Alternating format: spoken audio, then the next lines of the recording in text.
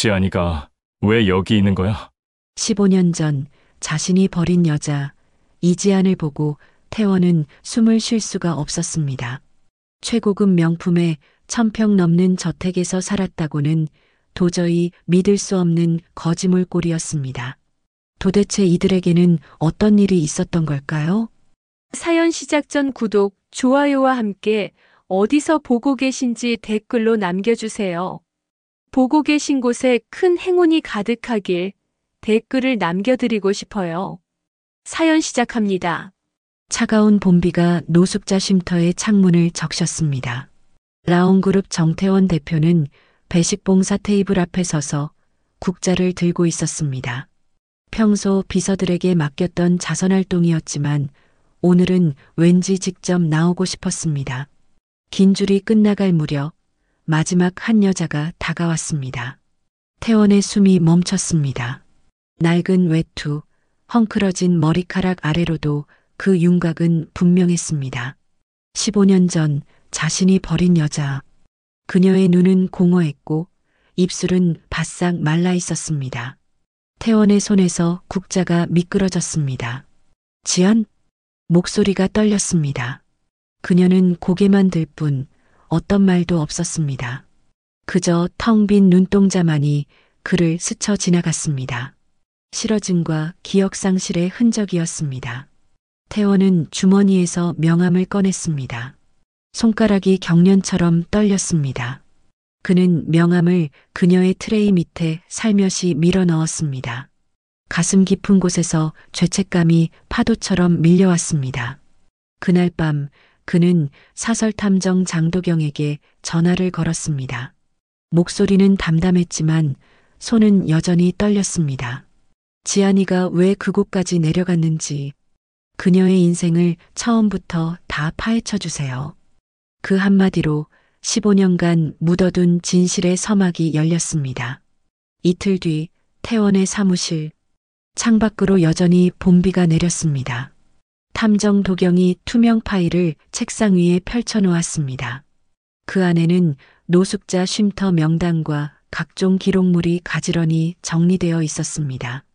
태원은 창가에 서서 비 내리는 거리를 응시했습니다. 그의 넓은 등은 딱딱하게 굳어 있었습니다. 도경은 서류 하나를 집어들고 차분히 말했습니다. 기억보다 중요한 건 누가 그 사람을 끝까지 기억해 주는가입니다. 태원이 천천히 돌아섰습니다. 그의 얼굴에는 피로와 혼란이 섞여 있었습니다. 무슨 말씀이신지. 태원은 책상으로 다가와 명단을 집어들었습니다. 수많은 이름 중에서 이지안이라는 이름 아래 찍힌 날짜들이 그의 시선을 사로잡았습니다. 2018년부터 현재까지 수십 개의 입소 기록이 있었습니다. 돈으로 해결할 수 있을 거라 생각했습니다. 병원비를 내주고 생활비를 지원하고 그러면 다 괜찮아질 줄 알았어요. 태원의 목소리가 떨렸습니다. 도경은 고개를 저었습니다. 기록은 사라지지 않습니다. 이 모든 흔적 뒤에는 이야기가 숨어 있죠. 그는 테이블 위에 병원 기록, 구청 지원서, 쉼터 입소 내역, 심지어 철회된 실종신고 문서까지 펼쳐놓았습니다. 서류들은 마치 시간 순서가 뒤섞인 듯 했습니다. 도경의 손가락이 날짜를 짚었습니다. 보세요. 이 기록들은 누군가 의도적으로 섞어 놓았습니다. 누군가 지안 씨의 행적을 감추려 했던 거죠. 태원의 얼굴이 창백해졌습니다. 손가락으로 서류를 만지작거리던 그의 손이 멈췄습니다. 도경은 빨간색 표시가 된 병원 기록을 꺼냈습니다. 2014년 3월 15일 여성 A 중화상 동반 아동 사망 추정. 기록에는 이하로 시작하는 두 이름이 검은색으로 지워져 있었습니다. 태원의 호흡이 가빠졌습니다. 이게 무슨... 도경은 병원 기록 위에 빨간 볼펜으로 동그라미를 그렸습니다. 이건 단순 사고가 아닙니다.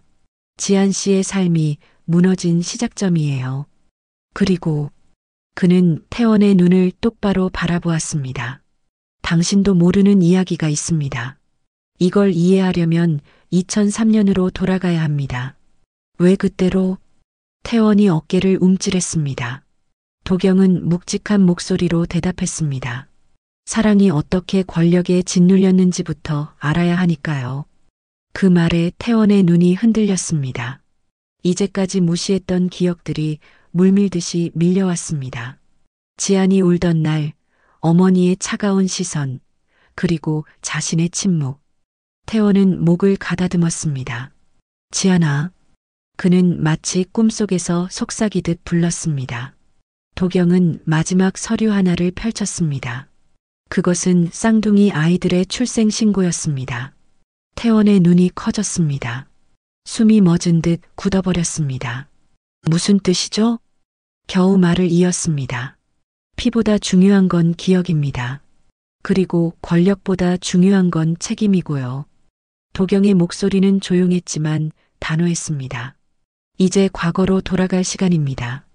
2003년 봄 라온물산 연구소의 면접장.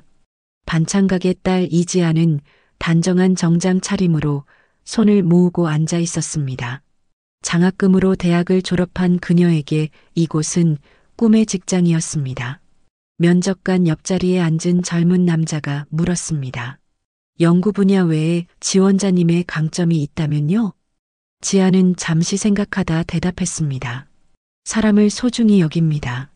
기술도 결국 사람을 위한 것이니까요. 태원의 눈이 일순간 반짝였습니다. 그는 이사회 반대를 무릅쓰고 직접 지안의 채용을 결정했습니다. 입사 한 달 후, 비 오는 오후, 연구소 복도에서 우연히 마주친 두 사람. 태원의 비서 가연이 서류를 쏟아내며 당황하고 있었습니다. 지아는 망설임 없이 무릎을 꿇고 서류를 주었습니다. 가연이 떨리는 목소리로 말했습니다. 죄송합니다. 이건 중요한 결제 서류인데. 그때 태원이 다가왔습니다. 가연의 얼굴이 창백해졌습니다. 그러나 지아는 침착하게 말했습니다. 제가 도와드릴게요. 함께 정리하면 금방 끝날 거예요. 태원은 지안의 차분함에 눈길이 갔습니다. 그녀는 가연을 격려하며 함께 서류를 정리했습니다. 마지막 장을 건네며 가연에게 미소 지었습니다. 다행히 순서대로 정리됐네요. 다음번엔 저도 한 번 더 확인할게요. 태원의 눈빛이 달라졌습니다. 그는 속으로 중얼거렸습니다. 요즘 세상에 이런 사람이 있다니. 그날 이후 태원은 연구소에 자주 들렀습니다. 처음엔 업무상 필요라고 스스로를 속였지만 사실은 지안을 보기 위함이었습니다. 어느 날 연구소 구내식당에서 늦은 저녁을 먹던 태원 앞에 지안이 커피를 내려놓았습니다. 대표님, 오늘도 늦게까지 수고하세요. 태원은 고개를 들었습니다. 지안의 맑은 눈빛에 가슴이 뛰었습니다. 그들의 대화는 짧았지만 그날 이후 두 사람 사이에 보이지 않는 끈이 생겼습니다. 한 달 뒤 지방 공장 출장길. 태원은 일부러 지안을 동행시켰습니다. 비가 내리는 차창 밖을 바라보며 지안이 말했습니다. 비 오는 날이면 항상 어머니 반찬 가게가 생각나요. 비 올 때마다 손님이 줄어서 어머니 혼자 김치를 담그시던 모습이. 태원은 처음으로 자기 이야기를 했습니다. 나는 비 오는 날이면 혼자 있었어요. 어머니는 회사 일로 바쁘셨고 봄비가 내리는 작은 여관 창가에서 두 사람은 처음으로 진심을 나눴습니다. 태원은 그날 밤 처음으로 어머니의 그늘에서 벗어난 자유를 느꼈습니다. 지안 씨와 있으면 마음이 편해요. 지안은 고개를 숙였습니다. 볼이 붉어졌습니다. 태원 씨도 그렇게 느끼셨나요? 저도 같은 마음이었어요. 서울로 돌아온 뒤 두 사람의 관계는 깊어졌습니다. 태원은 처음으로 어머니 미양에게 여자친구가 생겼다고 말했습니다. 미양의 표정이 굳었습니다. 어디 집 딸이라고? 태원이 솔직히 대답했습니다. 반찬가게 딸이에요. 하지만 정말 훌륭한 사람이고. 미양의 눈빛이 차가워졌습니다. 정신 차려. 우리 가문이 어떤 곳인데 상대도 안 될 사람하고 무슨. 태원은 처음으로 어머니에게 반항했습니다. 제 마음은 이미 정했습니다. 그날 밤 미양은 비서실장을 불렀습니다. 이지안이라는 여자 모든 것을 조사해. 흠집이 있을 거야. 반드시. 하지만 조사 결과는 달랐습니다. 지안은 어려운 환경에서도 우수한 성적으로 대학을 졸업했고 동네에서는 효녀로 소문난 모범생이었습니다. 미양은 입술을 깨물었습니다. 방법을 바꿔 그녀를 회사에서 몰아내. 그러나 태원의 결심은 확고했습니다. 어머니의 방해에도 불구하고 그는 지안에게 청혼했습니다. 회사 옥상 별이 총총한 밤하늘 아래서였습니다. 지안 씨, 내 옆에 있어 줄래요? 쉽진 않을 거예요. 하지만 당신과 함께라면. 지안의 눈에 눈물이 고였습니다. 그녀는 태원의 손을 꼭 잡았습니다. 2005년 5월 웨딩 마치가 울렸습니다. 태원은 긴장한 얼굴로 입장하는 지안을 바라보았습니다.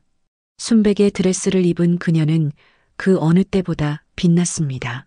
하객들 사이에서 미양의 차가운 시선이 느껴졌지만 그는 신경 쓰지 않았습니다. 피로 연장 미양은 새 며느리에게 다가갔습니다. 겉으로는 환한 미소를 지었지만 속삭인 말은 달랐습니다. 잘 들어.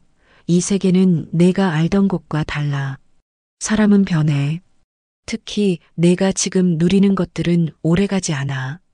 지아는 시어머니의 말에 긴장했지만 정중히 대답했습니다. 어머님, 태원 씨와 함께 열심히 살겠습니다. 미양은 차갑게 미소 지었습니다. 두고 보자꾸나. 결혼 직후 미양은 가연을 불렀습니다. 그녀는 태원의 비서에서 미양의 눈과 귀로 바뀌었습니다. 이지안의 모든 것을 감시해. 통화 기록, 만나는 사람들, 심지어 통장 내역까지. 작은 실수도 놓치지 마.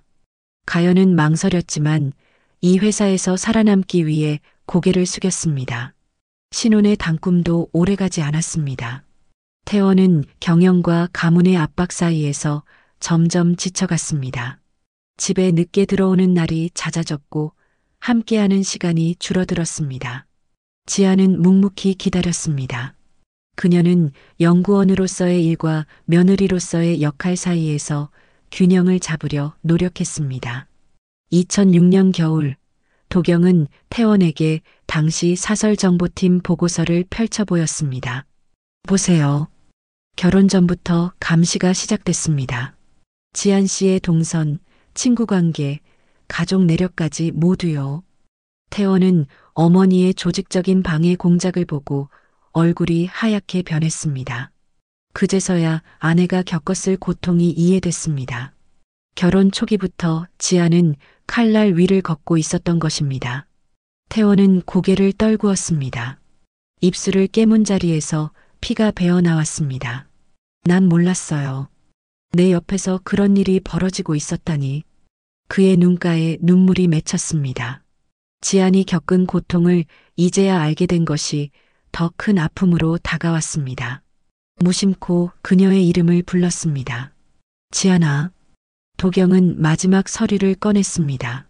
그것은 태원의 불임 검사 결과를 조작한 증거였습니다. 이건 단지 시작에 불과합니다. 진짜 비극은 이제부터였으니까요. 2007년 겨울 라온 종합병원 진료실. 태원은 의사 앞에 굳은 표정으로 앉아 있었습니다. 지난 2년간 아이가 생기지 않아 검사를 받은 결과였습니다. 의사는 차트를 넘기며 목소리를 낮추었습니다. 정 대표님, 안타깝게도 정자 활동성이 매우 낮습니다. 자연 임신은 어려울 것 같습니다. 태원의 어깨가 무겁게 내려앉았습니다. 입술을 꾹 다문 채 창밖으로 시선을 돌렸습니다. 눈발이 흩날리는 병원 정원이 흐릿하게 보였습니다. 집으로 돌아가는 차 안 그는 지안에게 어떻게 이 사실을 전할지 고민했습니다. 하지만 현관에 도착했을 때 이미 어머니의 검은색 세단이 먼저 와 있었습니다. 거실에서는 시어머니가 차를 마시고 있었습니다. 그녀의 눈빛에는 승리에 대한 확신이 서려 있었습니다. 지아는 부엌에서 나와 남편을 바라보았습니다. 그녀의 눈에는 이미 불안이 스며들어 있었습니다. 미양은 차분하게 입을 열었습니다. 병원에서 진단 나왔다면서? 태원이 대답하기 전에 미양은 지안을 향해 돌아섰습니다. 우리 가문은 대를 이어야 해. 넌 그걸 해줄 수 없겠구나. 지안의 손끝이 떨렸습니다. 그녀는 남편을 바라보았습니다. 태원이 무언가 말해주길, 자신을 지켜주길 간절히 기다렸습니다. 하지만 태원은 침묵했습니다. 그저 창밖만 응시할 뿐이었습니다. 그 침묵이 지안의 가슴에 깊은 균열을 만들었습니다. 여보, 무슨 일인지 말해주세요. 지안의 목소리는 바람에 흔들리는 나뭇잎처럼 떨렸습니다. 미양이 대신 대답했습니다. 너 때문에 우리 아들이 아이를 가질 수 없대. 검사 결과가 나왔어.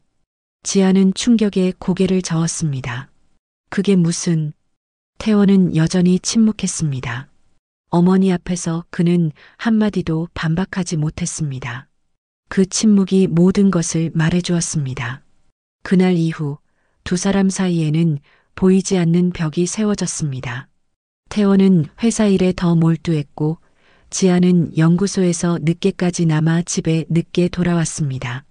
식사 테이블에서 그들은 거의 말을 나누지 않았습니다. 단지 숟가락 부딪히는 소리만 공허하게 울렸습니다. 찬바람이 부는 오후, 태원의 사무실로 이혼 합의서가 배달되었습니다. 그는 종이를 손에 들고 오랫동안 바라보았습니다. 펜을 잡는 손에 힘이 들어갔다 풀렸다를 반복했습니다. 하지만 결국 그는 서명했습니다. 그리고 지안에게 전화를 걸었습니다. 정말 이렇게 끝내고 싶어? 그의 목소리에는 후회가 묻어났습니다. 전화기 너머로 지안의 흐느끼는 소리가 들렸습니다. 당신이 끝냈어요. 그날 한마디도 하지 않았을 때 이혼 수속은 겨울 끝자락에 조용히 마무리되었습니다. 미양은 만족한 표정으로 모든 과정을 지켜보았습니다. 지아는 작은 아파트로 이사했고 연구소도 사직했습니다. 모든 것이 끝난 것 같았습니다. 그러나 이혼 2달 후 지아는 심한 구토와 어지러움으로 병원을 찾았습니다. 의사의 말에 지아는 믿을 수 없다는 표정을 지었습니다. 축하드립니다. 쌍둥이네요. 초음파 화면에 2개의 작은 생명체가 보였습니다. 지아는 떨리는 손으로 모니터를 만지며 눈물을 흘렸습니다. 2개의 작은 심장이 건강하게 뛰고 있었습니다. 아이러니한 행복감이 그녀를 감쌌습니다. 어떻게 이런 일이... 8개월 후 지아는 건강한 쌍둥이 딸을 출산했습니다. 하늘과 소은이었습니다. 출산 소식은 비밀리에 미양에게 전해졌습니다. 미양은 즉시 아이들의 친자 확인을 지시했습니다. 병원 관계자를 매수해 신생아실에서 몰래 머리카락 샘플을 채취했습니다. 검사 결과가 나왔을 때 미양의 얼굴이 굳었습니다. 친자 일치 확률 99.9%. 태원의 아이들이 분명했습니다. 그녀는 결과지를 찢어버리고 담당자에게 경고했습니다. 이 검사는 없던 일로 합시다. 아무에게도 말하지 마세요. 그리고 그녀는 가연에게 새로운 지시를 내렸습니다. 지안과 아이들을 감시해. 하지만 절대 태원에게 알리지 마. 그녀를 우리 사회에서 완전히 지워버릴 거야. 한편 태원은 아무것도 모른 채 어머니의 권유로 하예린을 만나고 있었습니다. 예린은 어린 시절부터 태원을 짝사랑해온 명문가의 딸이었습니다. 미양은 두 사람의 만남을 적극 주선했습니다. 얘는 널 오래 좋아했어. 게다가 우리와 어울리는 가문이지. 태원은 공허한 눈빛으로 새로운 관계를 받아들였습니다. 그의 마음은 여전히 지안에게 남아 있었지만 어머니의 뜻을 거스를 용기가 없었습니다. 예린은 그런 태원을 바라보며 언젠가는 자신이 그의 마음을 얻을 수 있을 거라 다짐했습니다. 1년 후 태원은 예린과 결혼했습니다. 화려한 웨딩홀과 달리 그의 표정은 생기가 없었습니다. 하객들의 축하를 받으며 그는 자신의 첫 결혼식 날을 떠올렸습니다. 지안의 환한 미소가 그의 가슴을 아프게 했습니다. 결혼 생활은 겉으로는 완벽해 보였습니다. 하지만 태원은 늘 늦게 귀가했고 예린과의 대화는 형식적이었습니다. 예린은 그런 남편을 이해하려 노력했지만 태원의 마음은 좀처럼 열리지 않았습니다. 예린은 점점 외로워졌습니다. 어느 비 오는 밤 그녀는 술자리에서 우연히 만난 옛 연인과 하룻밤을 보냈습니다. 그것은 충동적인 선택이었습니다. 며칠 뒤 예린은 임신 사실을 알게 되었습니다. 혼란스러운 마음으로 그녀는 달력을 확인했습니다. 태원과 마지막으로 잠자리를 가진 날짜와 그날 사이 아이의 아버지는 분명했습니다. 이대로라면 예린은 비밀이 드러날까 두려웠습니다. 그녀는 태원에게 더 가까이 다가가려 노력했고 결국 그와 관계를 가졌습니다. 자신의 임신 소식을 태원의 아이인 것처럼 전할 계획이었습니다. 2010년 5월 예린은 건강한 사내 아이를 낳았습니다. 병원에서 미양은 손자를 품에 안고 기뻐했지만 곧 아이의 얼굴을 유심히 살폈습니다. 우리 집안을 닮지 않았네. 그 말에 예린의 심장이 빠르게 뛰었습니다. 며칠 후 미양은 비밀리에 아이의 DNA 샘플을 채취해 친자 검사를 의뢰했습니다. 예린은 이 사실을 간호사를 통해 전해 들었습니다. 그녀는 급히 친구를 통해 검사소 담당자를 찾아갔습니다. 이 검사 결과를 바꿔주세요. 태원의 아이로요. 얼마든지 드릴게요. 담당자는 고민하다 고개를 끄덕였습니다. 다음 날 미양은 검사 결과를 받았습니다. 친자 관계 일치. 그녀는 의아한 표정으로 결과지를 살펴보았지만 더 이상의 의심은 하지 않았습니다. 손자가 집안의 핏줄임을 인정하기로 했습니다. 예린은 안도했지만 이 비밀은 그녀를 계속 괴롭혔습니다. 아들 도연이 자랄수록 그녀의 죄책감은 커져갔습니다. 2024년 현재 도경의 사무실. 그는 모든 기록을 태원에게 보여주었습니다. 지안의 쌍둥이 출생 기록과 숨겨진 친자 검사 결과, 미양의 비밀 지시, 그리고 예린의 뒷거래까지. 태원은 충격에 말을 잇지 못했습니다. 이게 사실입니까? 도경은 조용히 고개를 끄덕였습니다. 미양 회장님은 진실을 감추셨습니다. 지안 씨는 당신의 아이를 혼자 키웠고 예린 씨는 비밀을 간직한 채 살아왔습니다. 태원의 눈에서 눈물이 흘러내렸습니다. 창가에 서서 그는 지난 세월을 돌아보았습니다. 그의 삶에 가득했던 거짓과 배신, 그리고 침묵의 무게가 그를 짓눌렀습니다. 지안아, 내가 뭘 한 거지? 그의 목소리는 바람에 쓰러지듯 작아졌습니다. 2008년 늦가을, 낡은 반지하 원룸. 지안은 갓 태어난 쌍둥이를 침대 위에 눕혀놓고 지친 몸을 벽에 기대었습니다. 하늘과 소은, 두 개의 작은 숨결이 방 안을 채웠습니다. 창밖으로는 차가운 비가 내렸고 천장에서는 물방울이 뚝뚝 떨어졌습니다. 그녀는 낡은 양동이를 가져다 물방울 아래에 놓았습니다. 괜찮아. 우리 셋이면 충분해. 지아는 아이들의 얼굴을 어루만지며 속삭였습니다. 출산 후 첫 몇 개월은 지옥 같았습니다. 연구원 일을 그만두고 구한 편의점 야간 아르바이트는 월급이 적었고 아이들을 맡길 곳도 없었습니다. 지아는 쌍둥이를 데리고 출근했습니다. 새벽 2시 아이들은 계산대 아래 담요 위에서 잠들었고 지아는 서서 졸며 물건을 정리했습니다. 하루는 점장이 이 광경을 보고 한숨을 쉬었습니다. 이러다 아이들 아프게 만들어. 그만두는 게 좋겠어. 일자리를 잃은 지아는 밤새 눈물을 흘렸습니다. 아침이 되자 그녀는 이력서를 들고 다시 거리로 나갔습니다. 아이들은 이웃집 할머니에게 맡겼습니다. 그날부터 지아는 3가지 아르바이트를 전전했습니다.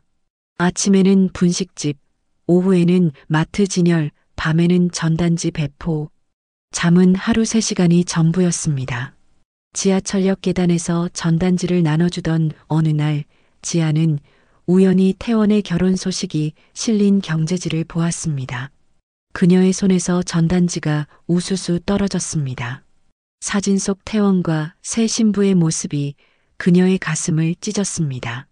집으로 돌아온 그녀는 불을 켜지 않은 채 아이들 옆에 누웠습니다. 우리만이라도 괜찮아. 그걸로 돼. 침묵 속에서 기도처럼 중얼거렸습니다.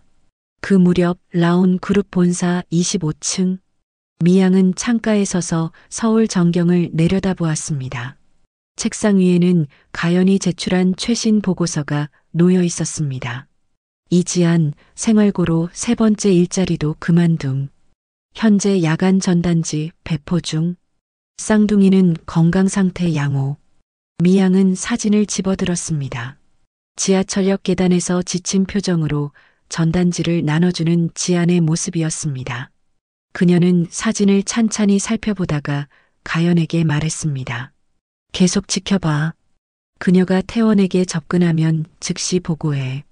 가연은 고개를 숙였지만 그녀의 손은 미세하게 떨렸습니다. 사무실을 나온 가연은 화장실 거울 앞에 서서 자신의 얼굴을 오래 들여다보았습니다. 눈가에 피곤함이 서려 있었습니다. 그녀는 나를 구해줬는데. 가연은 손을 주먹 쥐었다 폈다를 반복했습니다. 내가 하는 일이 옳은 걸까? 그날 밤 가연은 지안의 원룸 근처를 지나갔습니다. 창문으로 비치는 희미한 불빛 아래 지안이 아이들에게 책을 읽어주는 모습이 보였습니다. 가연은 발길을 돌리려다 문득 서류 봉투를 꺼냈습니다.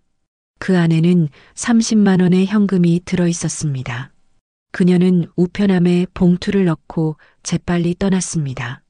다음 날 아침 가연은 미양에게 거짓 보고서를 제출했습니다. 지안 심한 감기로 입원. 쌍둥이는 보육원에 임시 위탁. 미양은 의심스러운 눈빛으로 보고서를 살폈지만 사진이 없는 것에 대해선 묻지 않았습니다. 한편 강남의 고급 아파트에서는 또 다른 불안이 자라고 있었습니다. 예리는 잠든 아들 도연의 얼굴을 어루만지며 한숨을 쉬었습니다. 아이의 이목구비는 태원을 닮지 않았습니다. 그녀는 매일 밤 같은 악몽에 시달렸습니다. 꿈속에서 도연이 엄마는 거짓말쟁이야라고 말하는 장면이었습니다. 예리는 침대에서 일어나 거실 창가로 나갔습니다. 태원은 여전히 회사에서 돌아오지 않았습니다. 시계는 자정을 가리켰습니다. 그녀는 휴대폰을 들어 태원에게 메시지를 보냈습니다. 오늘도 늦으세요? 답장은 오지 않았습니다. 예리는 소파에 앉아 무릎을 껴안았습니다. 완벽한 며느리, 완벽한 아내 역할을 해도 태원의 마음은 얻을 수 없었습니다. 거짓으로 시작한 결혼 생활의 무게가 그녀를 짓눌렀습니다. 그 시각 라온 물산 최고층 임원실. 태원은 서류 더미 앞에서 홀로 앉아 있었습니다. 그의 눈은 피로로 충혈되어 있었습니다. 핸드폰 화면에 예린의 메시지가 떴지만 그는 무시했습니다. 대신 서랍에서 낡은 사진 한 장을 꺼냈습니다. 지안과의 결혼식 날 찍은 사진이었습니다. 내가 버린 건 사랑이었을까? 아니면 나 자신이었을까? 태원은 창밖으로 서울의 불빛을 바라보며 중얼거렸습니다. 회사는 성장했고 그의 경영 수완은 업계에서 인정받았습니다. 하지만 그의 눈빛은 점점 더 공허해져 갔습니다. 밤이면 악몽에 시달렸고 아침에는 가슴 한구석이 텅 빈 채로 일어났습니다. 2024년 현재 도경의 사무실. 그는 다음 보고서를 태원에게 보여주었습니다. 세 집안의 삶이 각자 다른 방향으로 흘러갔습니다. 하지만 모두가 진실을 피하고 있었죠. 그래서 더 깊이 빠졌습니다. 태원은 창밖을 바라보며 묻습니다. 지안이 정말 그렇게 살았습니까? 도경은 묵묵히 고개를 끄덕였습니다. 이건 시작에 불과합니다. 진짜 비극은 그 후에 일어났으니까요. 밖은 세찬 봄비가 창문을 두드렸습니다. 지안의 오래된 아파트 거실에서는 하늘과 소은이 엄마가 출근한 틈을 타 옷장을 뒤지고 있었습니다.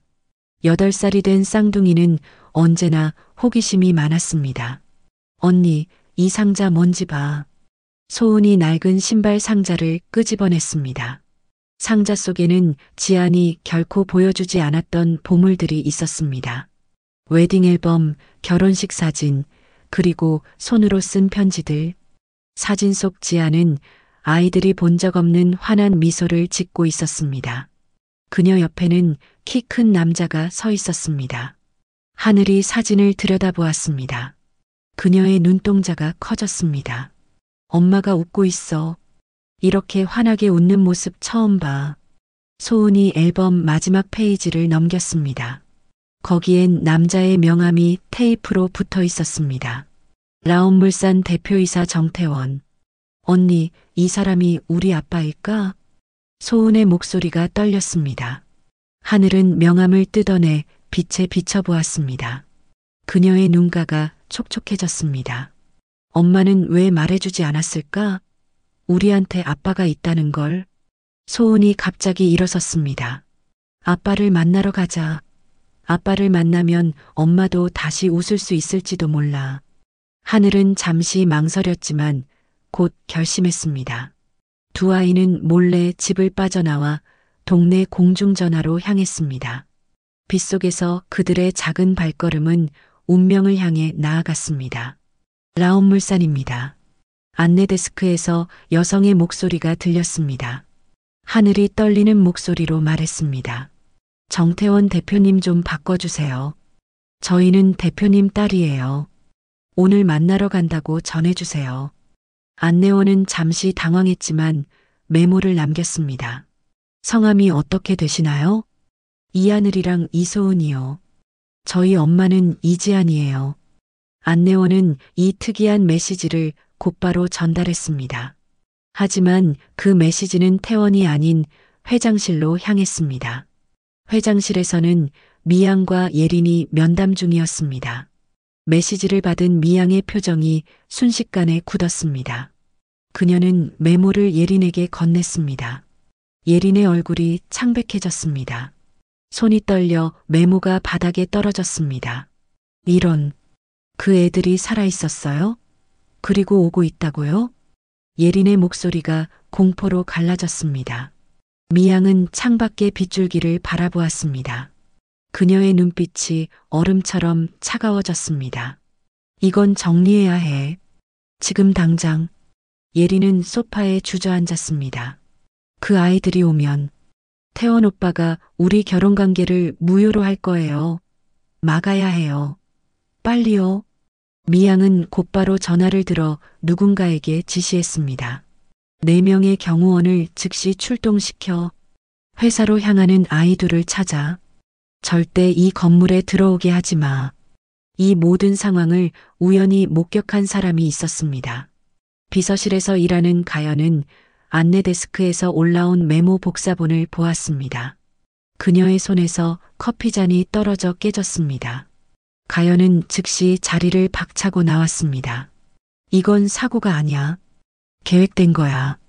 그녀는 엘리베이터를 기다릴 여유도 없이 비상계단을 뛰어내려갔습니다. 비가 쏟아지는 거리, 하늘과 소은은 손을 꼭 잡고 택시를 잡았습니다. 그들은 라온물산 주소를 운전사에게 건넸습니다. 아빠를 만나면 뭐라고 할까? 소은이 물었습니다. 하늘은 웃었습니다.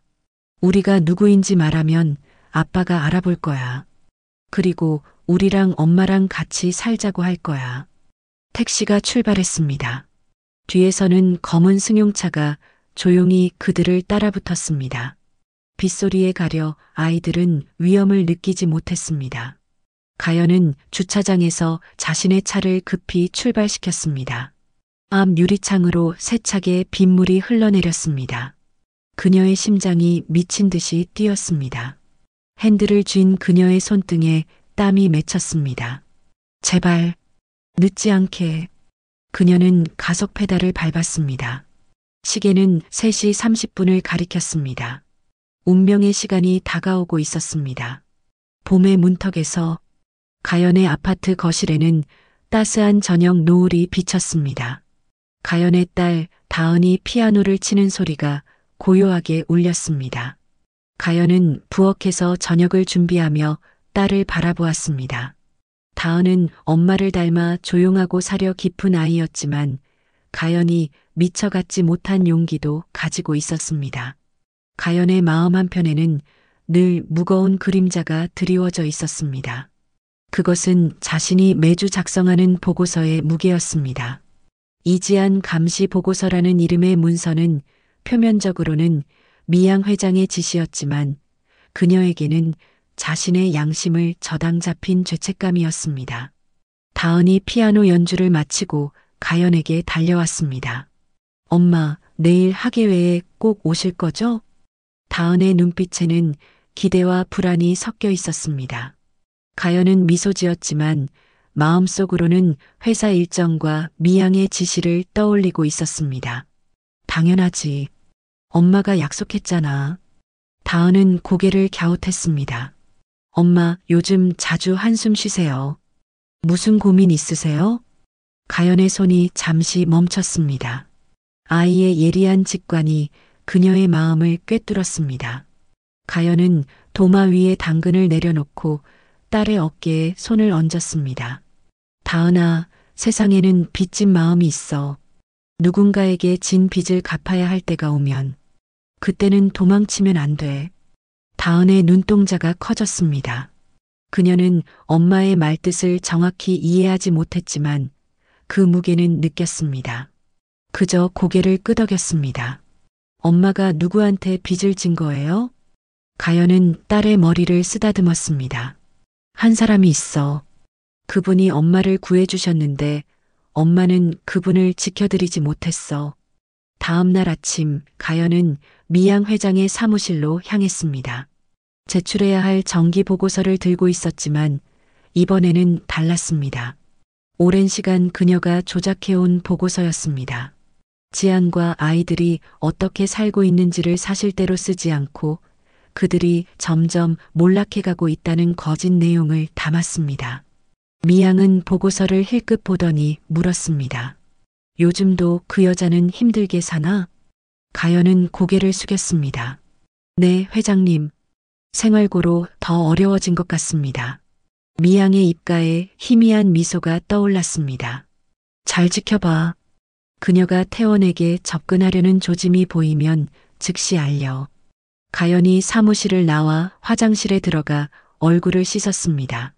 거울에 비친 자신의 모습이 낯설었습니다. 그녀는 자신이 지안을 돕고 있다고 스스로를 위로했습니다. 미양에게 거짓말함으로써 지안과 아이들을 보호하고 있다고. 하지만 그 변명이 점점 무거워졌습니다. 저녁 다은의 학예회에서 가연은 딸의 합창 공연을 보며 마음이 아팠습니다. 다은이 부르는 우리의 소원이라는 노래 가사가 그녀의 심장을 울렸습니다. 하나 되어 살아가는 그날이 어서 오길. 공연이 끝나고 집으로 돌아가는 길 가연은 딸의 손을 꼭 잡았습니다. 그들은 서로에게 의지하는 작은 가족이었습니다. 학교 앞에서 다은을 기다리며 손을 흔드는 모습, 주말 시장에서 함께 장을 보는 일상. 그 소소한 행복이 가연에게는 삶의 이유였습니다. 그리고 그녀는 알지 못했습니다. 이 평범한 일상의 따뜻함이 언젠가 또 다른 아이를 품는 토대가 될 것임을, 지안의 딸 하늘이 그녀의 가정에서 새 삶을 시작할 것임을. 가연은 비밀리에 변호사를 만났습니다. 만약의 경우를 대비해 공증을 받고 싶습니다. 변호사가 물었습니다. 어떤 내용으로요? 가연은 서류 봉투를 내밀었습니다. 제가 죽거나 실종될 경우 이 봉투를 경찰에 전달해 주세요. 안에는 증거와 고백이 담겨 있습니다. 변호사의 표정이 심각해졌습니다. 가연은 덧붙였습니다. 그리고 또 하나, 제 딸 다은이가 보호자 없이 남겨질 경우에 대비한 법적 보호 조치도 필요합니다. 그녀는 이미 오래전부터 준비하고 있었습니다. 언젠가 다가올 속죄의 시간을 위해 2024년 현재 탐정 도경의 사무실. 그는 태원에게 오래된 영상을 보여주었습니다. 가영과 다은이 공원에서 산책하는 모습, 그리고 그 뒤로 멀리서 지안과 쌍둥이들을 몰래 지켜보는 가연의 모습이었습니다. 가연 씨는 단순한 감시자가 아니었습니다. 그녀는 이미 오래전부터 속죄를 준비하고 있었죠. 도경이 조용히 말했습니다. 도시를 뒤덮은 빗줄기가 점점 거세졌습니다. 낡은 택시 안에서 하늘과 소은은 서로의 작은 손을 꼭 잡았습니다. 창문에 맺힌 빗방울 사이로 서울의 높은 빌딩들이 흐릿하게 보였습니다. 하늘의 가슴이 두근거렸습니다. 소은아, 아빠가 우리 보면 알아볼까? 하늘의 목소리에 떨림이 묻어났습니다. 소은은 웃으며 고개를 끄덕였습니다. 당연하지. 우리가 엄마랑 닮았잖아. 사진 속 엄마랑 아빠는 서로 정말 좋아했던 것 같아. 빗소리에 묻혀 아이들은 자신들을 따라오는 검은 세단 2대를 알아채지 못했습니다. 택시 운전사는 라디오에서 흘러나오는 날씨 경보에 미간을 찌푸렸습니다. 폭우주의보가 내렸네. 어디까지 간다고 했지? 하늘이 웃으며 대답했습니다. 라온물산 본사요. 저희 아빠가 거기 계세요.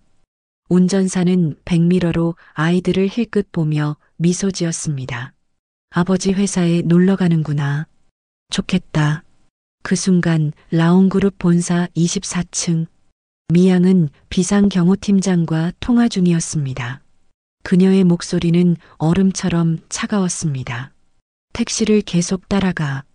본사에 절대 도착하지 못하게 해. 필요하다면. 미양은 말끝을 흐렸습니다. 그녀의 손가락이 유리창에 맺힌 빗방울을 따라갔습니다. 경호팀장이 물었습니다. 어떻게 처리하면 될까요? 미양은 잠시 침묵했습니다. 사고로 보이게 해. 흔적을 남기지 마. 미양이 전화를 끊자마자 비서가 들어왔습니다. 회장님, 대표님이 오셨습니다. 미양은 차분히 표정을 정리했습니다. 태원이 들어오며 질문했습니다. 어머니, 갑자기 왜 부르셨어요? 미양은 미소 지었습니다. 중요한 해외 계약건이 있어서 내 서명이 필요해. 태원은 창밖의 폭우를 바라보았습니다. 이유 모를 불안감이 그를 감쌌습니다. 한편 강남의 고급 아파트. 예리는 베란다에서 비를 바라보며 몸을 떨었습니다. 그녀의 손에 쥔 휴대폰에는 미양으로부터 온 짧은 메시지가 있었습니다. 해결 중. 아무에게도 말하지 마. 거실에서는 4살배기 도연이 장난감 기차를 가지고 놀고 있었습니다. 예리는 아들을 바라보았습니다. 도연은 태원을 닮지 않았습니다. 그 사실이 그녀를 매일 괴롭혔습니다. 도연아, 엄마 잠깐 화장실 다녀올게. 예린의 목소리가 떨렸습니다. 화장실 문을 잠그고 예린은 거울 앞에서 조용히 흐느꼈습니다. 내가 무슨 짓을 한 거지? 저 애들은 무슨 죄가? 다시 도시의 도로 위. 가연의 차는 빨간 신호등 앞에 멈춰 있었습니다. 앞 유리창으로 비가 폭포처럼 쏟아졌습니다. 그녀는 계기판의 시계를 확인했습니다. 3시 30분. 시간이 없었습니다. 제발 빨리. 가연은 핸들을 꽉 쥐었다 폈다를 반복했습니다.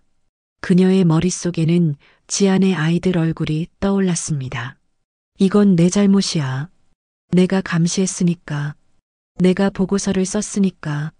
신호등이 바뀌자마자 가연은 엑셀을 3개 밟았습니다. 차가 튀어나가듯 출발했습니다. 택시는 이제 강변북로를 따라 달리고 있었습니다. 쏟아지는 비로 시야가 좁아지자 운전사가 속도를 줄였습니다. 하늘과 소은은 창밖의 한강을 신기한 눈으로 바라보았습니다. 소은아, 아빠를 만나면 처음에 뭐라고 말할까? 하늘이 궁금해했습니다. 소은은 잠시 생각하더니 미소 지었습니다. 안녕하세요, 아빠. 우린 당신의 딸이에요. 택시 뒤편에서 2대의 검은 세단이 속도를 올렸습니다. 그리고 택시 앞쪽으로 큰 화물 트럭이 천천히 차선을 바꾸며 진입했습니다. 택시가 트럭과 검은 차들 사이에 갇히기 시작했습니다. 시간이 멈춘 듯한 순간이었습니다. 강변북로 위, 비에 젖은 아스팔트 위에서 모든 것이 느리게 움직였습니다. 화물 트럭이 갑자기 방향을 틀어 택시 앞으로 끼어들었습니다. 뒤에서 따라오던 검은 세단이 택시의 뒷범퍼를 들이받았습니다. 쾅! 쇳소리와 함께 택시가 회전하며 가드레일을 들이받았습니다. 유리창이 산산조각 났고 차체가 구겨졌습니다. 순간 택시의 연료 탱크에서 불꽃이 튀었습니다. 작은 불길이 빗속에서도 잡히지 않고 커져갔습니다.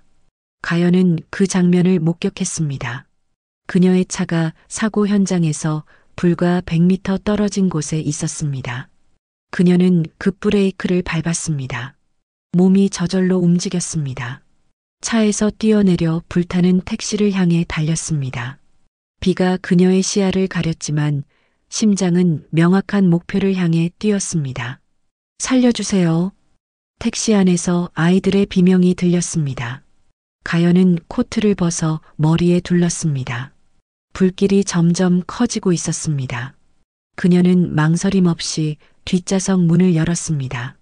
연기가 그녀의 얼굴을 덮쳤지만 손을 뻗어 아이를 찾았습니다. 언니, 소은의 울음소리가 들렸습니다. 하늘이 가연의 손을 잡았습니다. 가연은 온 힘을 다해 하늘을 끌어당겼습니다. 그녀의 손바닥이 화상으로 타들어갔지만 아이를 놓지 않았습니다. 하늘을 품에 안고 택시에서 몇 걸음 물러났을 때 2번째 폭발이 일어났습니다. 소은아, 가연이 소리쳤습니다. 하지만 대답은 없었습니다. 불길이 택시를 완전히 삼켰습니다. 가연은 하늘을 꼭 아는 채 뒤돌아보지 않았습니다. 돌아보면 모든 것이 끝이라는 것을 알았습니다. 그녀는 의식을 잃은 하늘을 안고 도로변으로 비틀거리며 걸어갔습니다. 사이렌 소리가 점점 가까워졌습니다. 구급차, 소방차, 경찰차가 현장에 도착했습니다. 가연은 하늘을 구급대원에게 넘겨주고 그 자리에 주저앉았습니다. 빗속에서 그녀의 눈물은 비에 섞여 흘러내렸습니다. 병원 응급실, 의사들이 하늘의 주변을 분주히 오갔습니다. 가연은 치료실 밖에서 초조하게 기다렸습니다. 그녀의 손에는 붕대가 감겨 있었습니다. 의사가 나왔습니다. 아이는 큰 부상은 없습니다만 심한 충격으로 단기 기억상실 상태입니다. 가연은 치료실로 들어갔습니다. 하늘은 작은 침대에 누워 있었습니다. 눈을 뜨자 공허한 눈빛으로 가연을 바라보았습니다. 이름이 뭐니? 가연이 떨리는 목소리로 물었습니다. 아이는 잠시 혼란스러운 표정을 지었습니다. 늘. 가연의 마음속에 결심이 자라났습니다. 그날 저녁 그녀는 미양에게 전화를 걸었습니다. 목소리는 평온했지만 손은 떨렸습니다.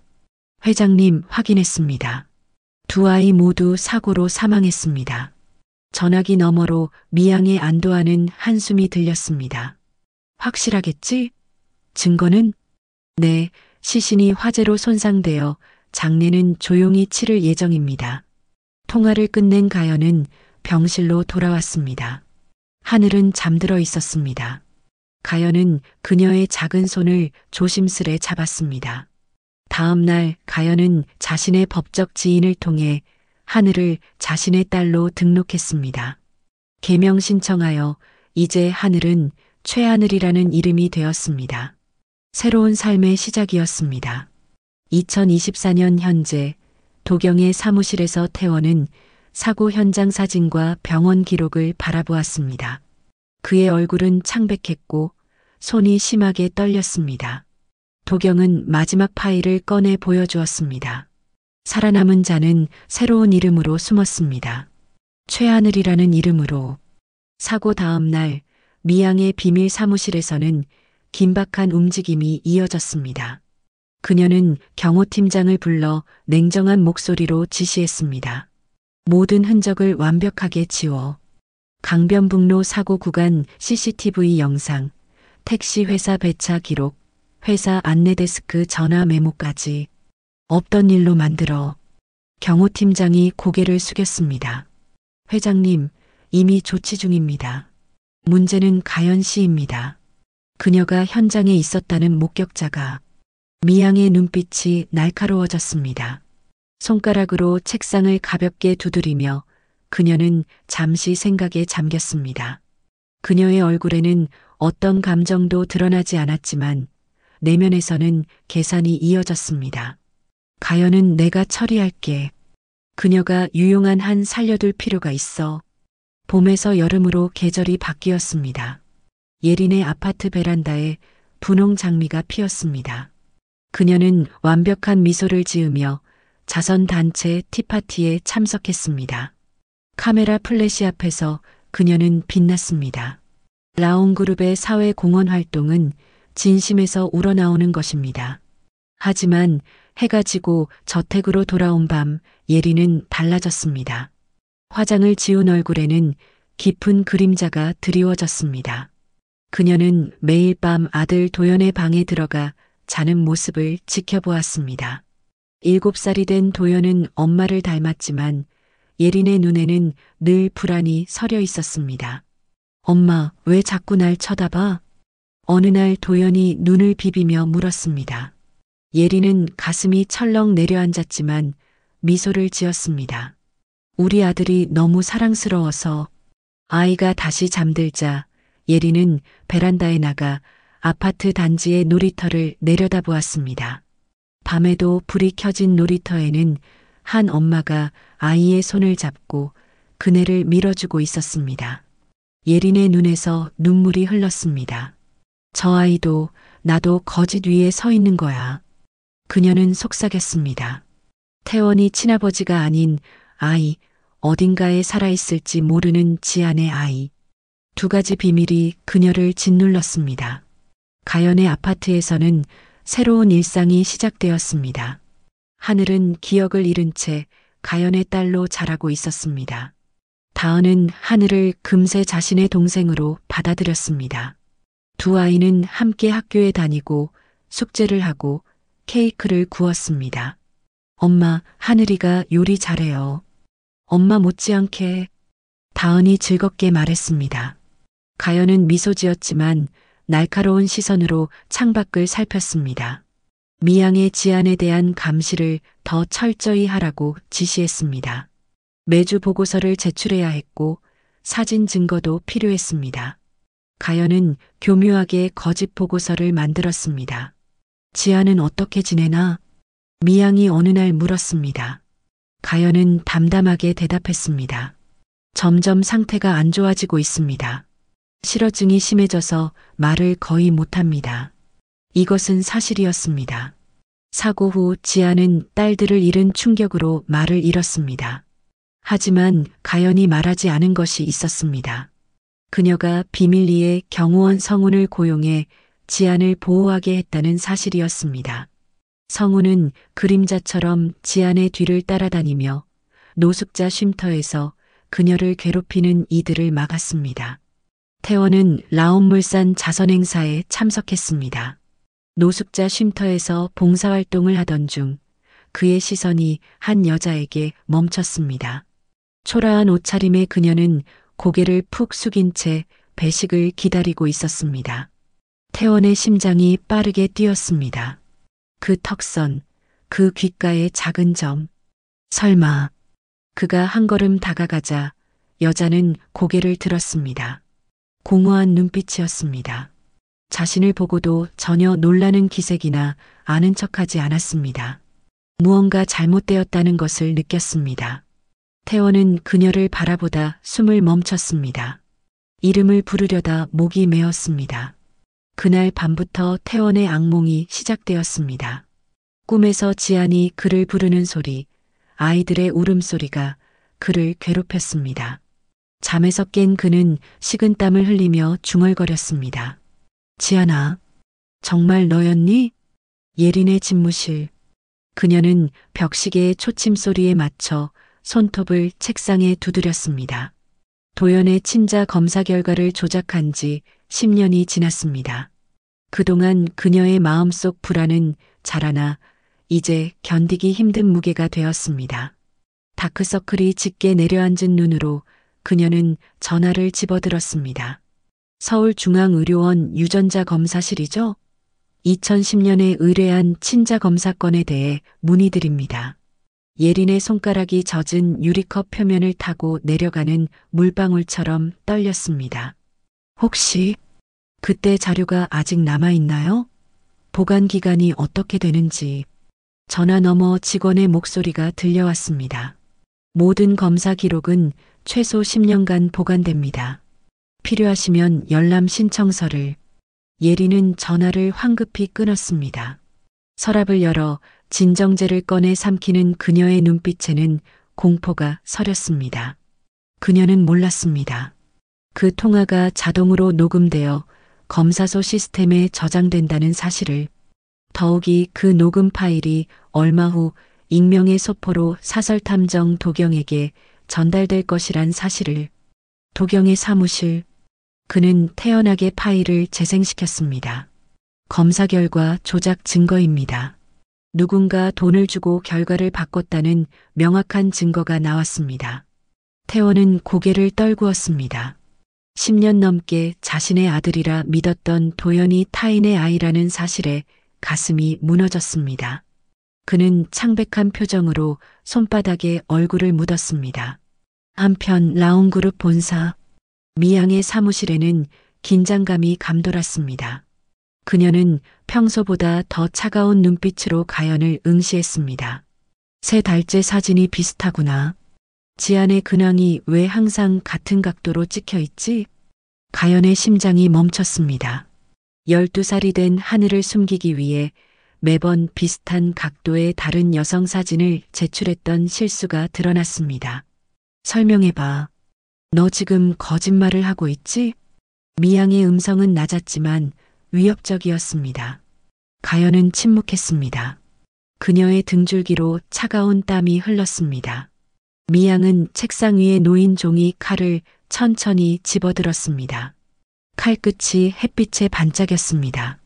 다시 묻지 않을 거야. 어떻게 된 거야? 가연의 입술이 떨렸지만 그 어떤 말도 나오지 않았습니다.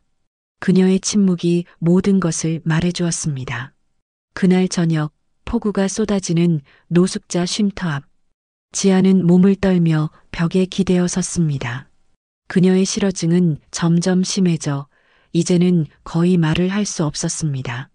숨기기 힘든 기침이 그녀의 마른 몸을 흔들었습니다. 그녀는 갑자기 힘을 잃고 주저앉았습니다. 그림자처럼 뒤에서 지켜보던 성훈이 재빨리 다가왔습니다. 그는 지안을 조심스럽게 부축했습니다. 빗물과 섞인 지안의 눈물이 그의 팔에 떨어졌습니다. 괜찮으세요? 병원에 가셔야 할 것 같은데. 지안은 고개를 저을 뿐이었습니다. 그녀의 눈에는 말할 수 없는 슬픔과 체념이 담겨 있었습니다. 성우는 그녀를 안전한 곳으로 이끌었습니다. 비는 더욱 거세게 내렸습니다. 라온물산 태원의 사무실. 그는 신규 복지재단 서류를 검토하고 있었습니다. 무심코 넘기던 페이지에서 익숙한 이름이 눈에 들어왔습니다. 쉼터 입소자 이지안. 태원의 심장이 내려앉았습니다. 손가락이 떨리며 그 이름을 짚었습니다. 얼마 전 쉼터에서 본 여자의 이름이 실제로 지안이라는 증거였습니다. 그는 급하게 전화를 들어 도경에게 전화를 걸었습니다. 그 노숙자 여성, 정말 내 전처가 맞습니까? 도경은 차분하게 대답했습니다. 네, 확인했습니다. 그리고 더 많은 진실이 있습니다.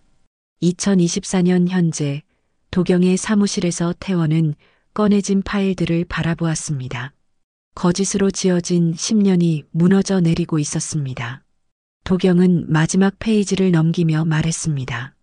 모든 거짓은 끝나가고 있었습니다. 그리고 이제 마지막 비밀이 남았습니다. 깊은 밤 가연의 아파트.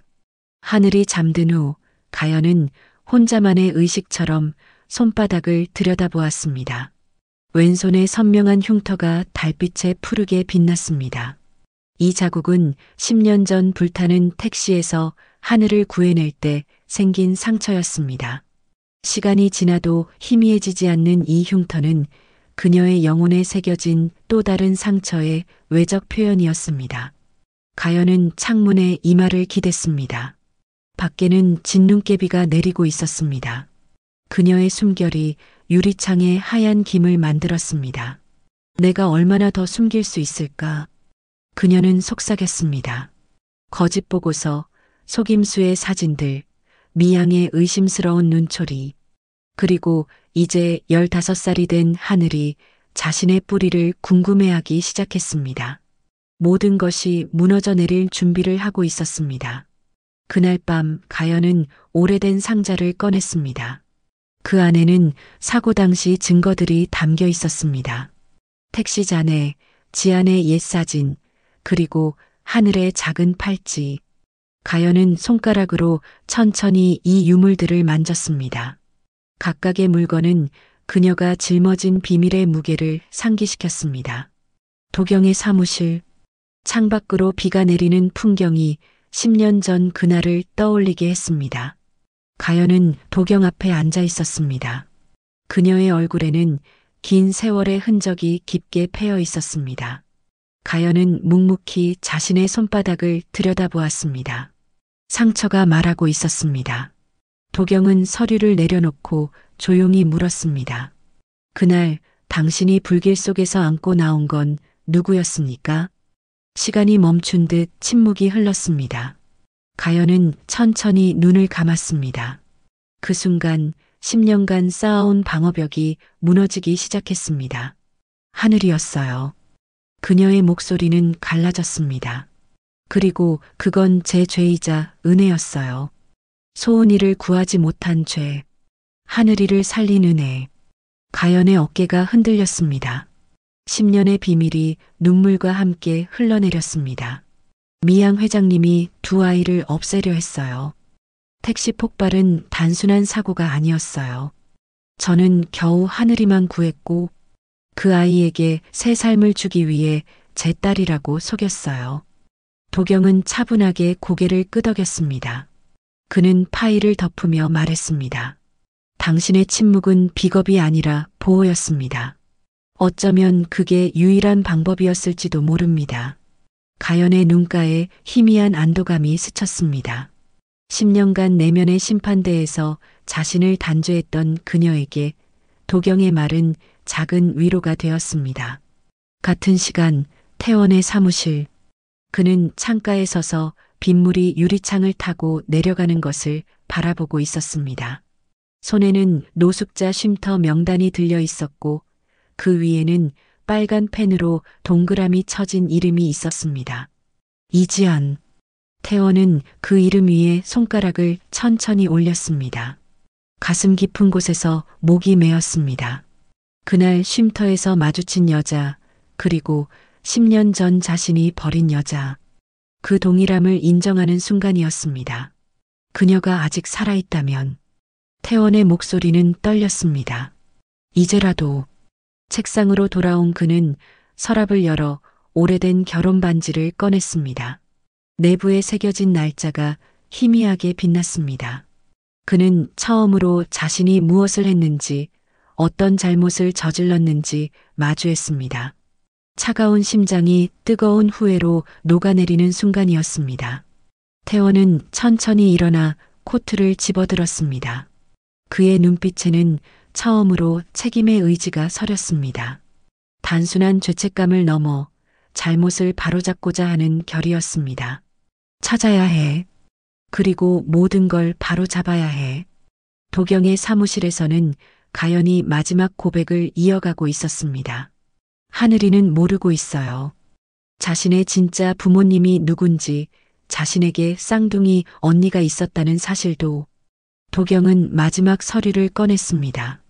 그것은 지안과 태원의 오래된 가족 사진이었습니다.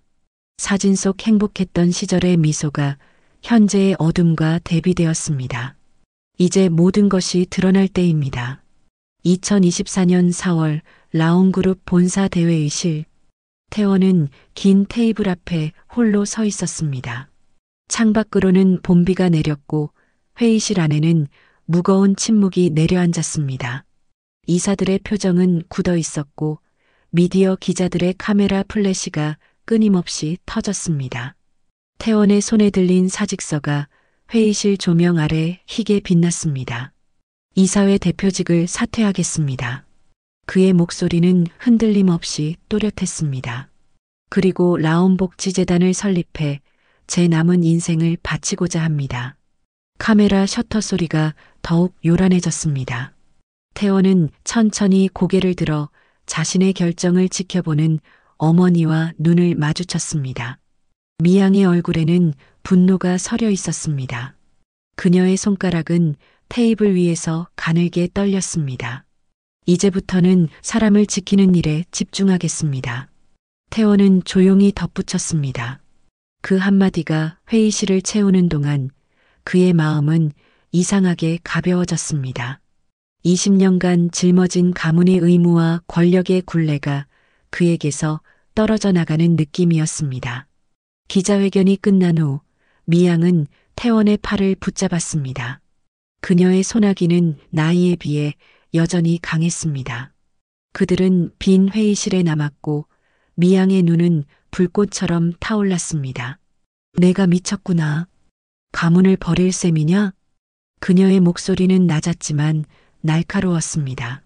태원은 어머니의 손을 조심스럽게 내렸습니다. 그의 눈에는 더 이상 두려움이나 망설임이 없었습니다. 대신 차분한 결의가 자리 잡고 있었습니다. 가문이 아니라 사람을 찾을 겁니다. 그는 단호하게 말했습니다. 제가 잃어버린 사람들을 이제라도 찾아야 합니다. 미양의 얼굴이 창백해졌습니다. 그녀는 아들의 눈빛에서 무언가 깨달은 듯 했습니다. 태원이 모든 진실을 알고 있다는 사실을. 미양은 흔들리는 걸음으로 뒤로 물러섰습니다. 그녀가 평생 쌓아온 성이 무너지기 시작했습니다. 같은 시각 도경의 사무실에서는 또 다른 결말이 그려지고 있었습니다. 그는 검찰청 특수부 담당자에게 두꺼운 파일을 건넸습니다. 그 안에는 모든 증거가 담겨 있었습니다. 택시 폭발 사고의 진실, 친자 조작 기록, 미양의 지시 내용, 그리고 무엇보다 살인 미수의 증거들. 이제 제 일은 끝났습니다. 도경은 창가에 서서 말했습니다. 검사는 말없이 고개를 끄덕이며 파일을 받아들었습니다. 도경의 눈에는 10년을 따라온 미스터리가 마침내 풀리는 안도감이 서려 있었습니다. 다음 날 아침 태원은 노숙자 쉼터로 향했습니다. 검은색 정장이 아닌 단순한 캐주얼 차림이었습니다.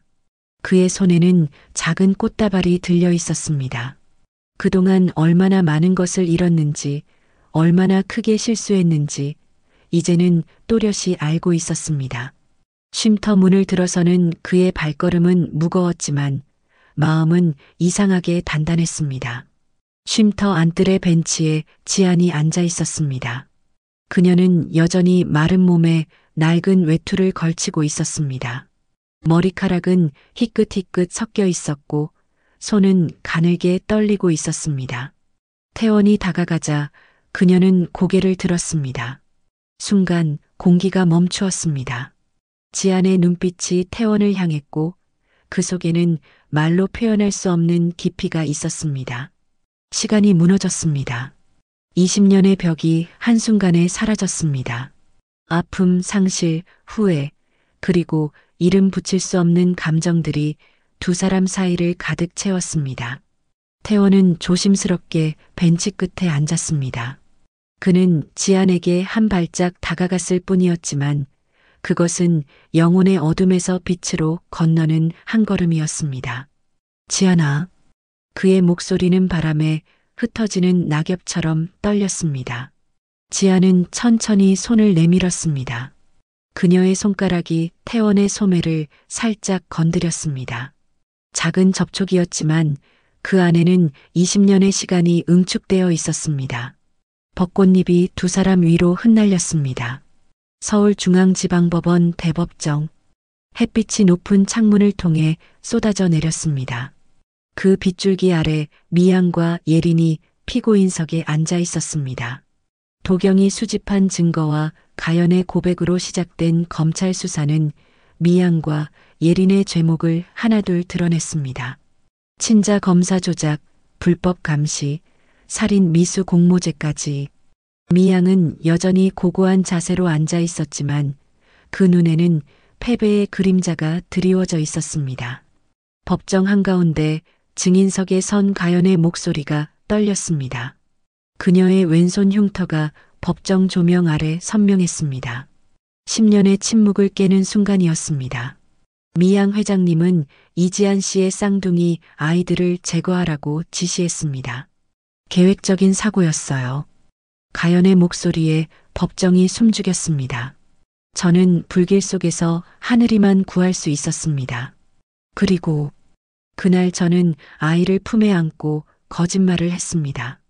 두 아이 모두 사망했다고. 가연의 눈에서 눈물이 흘렀습니다. 그녀의 속죄는 이제야 완성되었습니다. 15살 하늘이 방청석에서 충격에 얼어붙은 채 가연을 바라보고 있었습니다. 그 옆에는 다은이 하늘의 손을 꼭 잡고 있었습니다. 예린은 가연의 증언을 듣는 순간 무너졌습니다. 그녀는 두 손으로 얼굴을 가리고 오열했습니다. 그 울음소리에는 후회와 자책, 그리고 어쩌면 해방감마저 담겨 있었습니다. 제가 용서받을 수 있을까요? 그녀의 목소리는 물에 젖은 종이처럼 흐물거렸습니다. 반면 미양은 마지막까지 침묵을 지켰습니다. 그녀의 얼굴에는 어떤 감정도 비치지 않았지만 깊게 팬 주름 사이로 패배의 그림자가 드리웠습니다. 그녀가 지키려 했던 가문과 권력은 이제 모래성처럼 무너져 내리고 있었습니다. 증언이 끝난 후 법정 휴정 시간. 복도에서 지안과 태원이 마주쳤습니다. 태원은 그녀 앞에 무릎을 꿇었습니다. 그의 어깨가 떨렸습니다. 지안아, 정말 미안해. 용서받을 수 없다는 걸 알지만. 지안은 실어증으로 여전히 말을 하지 못했지만 그녀의 눈빛은 달라져 있었습니다. 치료를 통해 그녀의 상태는 조금씩 나아지고 있었습니다. 지안은 떨리는 손을 뻗어 태원의 얼굴을 쓸어내렸습니다. 그녀는 작은 노트를 꺼내 글씨를 써서 보여주었습니다. 기억은 없어도 마음은 알아요. 그 순간 하늘과 다은이 다가왔습니다. 하늘의 눈에는 혼란과 두려움, 그리고 희미한 희망이 교차했습니다. 태원이 천천히 일어나 하늘을 바라보았습니다. 부녀의 닮은 눈이 처음으로 마주쳤습니다. 아빠, 하늘의 목소리는 속삭임처럼 작았습니다. 다은이 한 걸음 다가와 하늘의 어깨를 감쌌습니다. 우리 이제 진짜 가족이 되는 거예요? 태원은 고개를 끄덕였습니다. 그의 눈에서 눈물이 흘렀습니다. 처음으로 자신의 딸을 마주한 순간 그는 모든 권력과 명예가 얼마나 공허했는지 깨달았습니다. 가연은 멀리서 이 장면을 지켜보았습니다. 그녀의 얼굴에 평온함이 깃들었습니다. 10년의 거짓과 속죄가 마침내 끝났습니다. 그녀는 하늘이 진짜 가족을 찾은 것에 기뻤지만 그 빈자리를 어떻게 채울지 두려웠습니다. 그때 다은이 뒤돌아 그녀를 향해 미소 지었습니다. 엄마, 우리 함께 가요. 재판이 마무리된 오후 법원 앞 계단. 햇살이 눈부시게 내리쬐었습니다. 태원과 지안, 하늘과 다은, 그리고 가연이 함께 걸어 내려왔습니다. 그들의 얼굴에는 이제 막 시작된 치유의 기색이 역력했습니다. 가장 어두운 밤이 지나고 마침내 새로운 아침이 밝아오고 있었습니다. 서울 한강공원. 단풍잎이 바람에 춤추며 내려앉은 오후였습니다. 지난 봄 재판이 끝나고 미양은 구치소에서 심장마비로 세상을 떠났습니다. 예리는 아들 도연을 데리고 해외로 떠났고 지아는 6달간의 치료로 실어증이 조금씩 나아지고 있었습니다. 공원 중앙 벤치에 지안이 앉아 있었습니다. 그녀 양옆으로 하늘과 다은이 나란히 자리했습니다. 두 소녀는 서로 다른 어머니에게서 태어났지만 이제는 때려야 뗄 수 없는 자매가 되었습니다. 가연은 어렵게 놓아주었지만 여전히 하늘의 삶에서 중요한 사람으로 남아 있었습니다.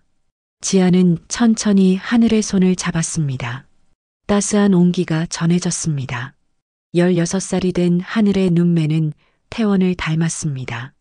지안의 입가에 희미한 미소가 맺혔습니다. 기억의 파편들이 천천히 돌아오고 있었습니다. 엄마, 괜찮으세요? 하늘이 물었습니다. 지아는 고개를 끄덕였습니다. 목소리는 아직 약했지만 단어들이 조금씩 돌아오고 있었습니다. 좋아.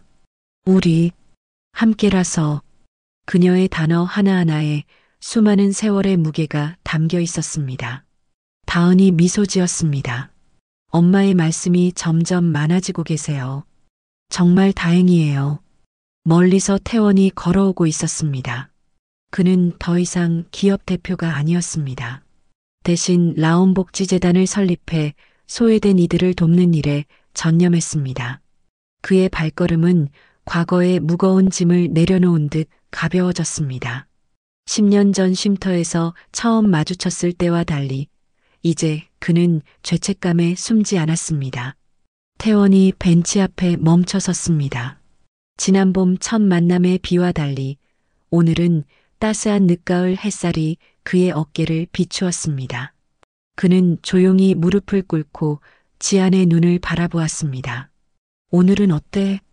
태원의 목소리는 부드러웠습니다. 지안은 천천히 입을 열었습니다.